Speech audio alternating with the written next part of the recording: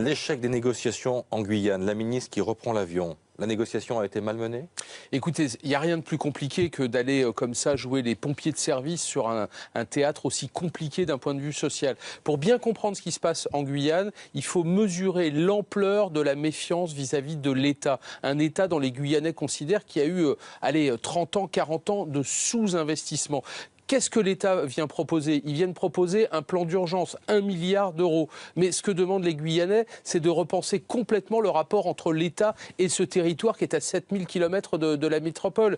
Alors évidemment, ils ne sont pas arrivés les mains vides, les ministres. Ils sont arrivés avec un escadron de gendarmes mobiles, avec 400 millions d'euros pour l'éducation, des centaines de millions pour les infrastructures. Mais quand on a sous-investi à ce point, quand le taux de chômage est 2 fois celui de la métropole, quand le chômage des jeunes est au-dessus de 50%, et l'école, et l'illettrisme, je pourrais multiplier les sujets, ça ne peut pas suffire. Et puis quand même une petite question à l'arrivée.